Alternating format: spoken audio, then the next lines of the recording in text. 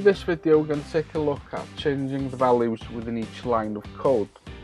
So in the last video you worked your way through a couple of challenges where you had to build your own sequences. So in this video we're going to take it a little bit further.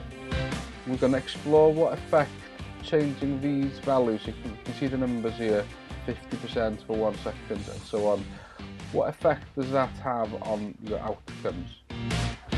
So let's read through what this line of code actually tells us. So it's going to move forward at a power of 50%, so it's using half its power for a set amount of time, and that time is set to 1 second. So you can actually change these values by just clicking on it, and I can change this possibly to anything I want. So I can change that to 8 seconds, and I'll change this to 75%. So just by clicking, you can change the values to whatever you want them to be. So the puzzle that I've got now is I'm trying to create a perfect square. So I want my mbot to move about in the direction of a square. So if we think about the properties of a square, it's got 4 sides and it's got 4 corners. Each corner is angled at 90 degrees, so that's a square angle. What I can't do is I can't tell my mbot to turn 90 degrees to the left or to the right, because unfortunately my mbot doesn't have a brain and it doesn't know what degrees is. It doesn't know how to turn in a certain degree. All it understands is how to turn for an amount of time and at what power. So going back to the properties of a square, it's got 4 sides, so I'm moving forward 1, 2, 3, 4 times, so they're my sides, and it's got 4 corners, so I'm turning left 1, 2, 3, 4 times, so they are my corners. What I need to do now is I need to test this to see if I'm creating a square or not. And if you do test it at 1 second, what you'll see usually is it turns a bit too far. So it turns too much and it turns more than 90 degrees.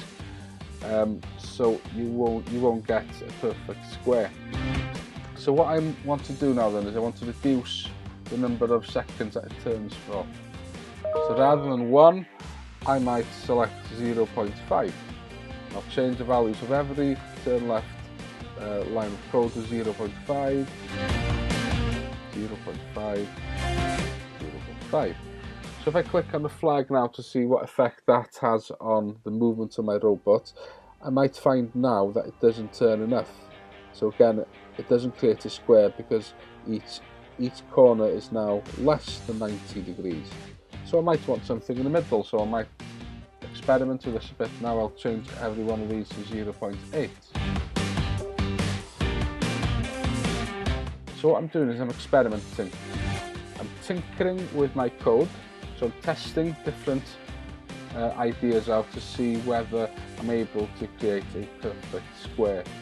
So what I want you to do in your groups now is I want you to finish this task for me. So in your groups or in your pairs, or if you're working as individuals, I want you to try and create a perfect square, or something as close as you can get to a perfect square. And the way you're going to do it is exactly as I was doing before. Just change the amount of time that you're turning for. Try some different ideas out. You can even go to more than 1 decimal place, or you can even go to 0.725, for example. Or you can work to 1 decimal place, set it to 0.8. It's vital that every turn follows the same amount of time, because in a square every corner has got the same angles, all 90 degrees. So make sure that you change every turn left block, change the time for every one of them as you try different ideas. So you can pause this video now as you work your way through the challenge. I'm hoping that you succeeded in that challenge and that you've been able to create something that looks quite similar to a square, or as close as you could get it to being a square. The next part we're going to look at this power. So currently the power is set as 50% for each one of these. And the question I'm going to give you, I'm going to ask you is, what if I change one of the move forward bars, what if I change one of them to 100% power? I'm not going to change all 4 of them, but I'm going to change one of them to 100% power. In your group, so what I want you to do is have a discussion. And I want you to discuss what effect you think as a group that will have on your shape or on your code. So as a group, I want you to come to a prediction. So I want you to predict what that will change in your shape or in the movements of your MBOT. After you have a discussion, after you predict, I want you then to try this out. So within your own code, so keep the code that you've been using for your squares.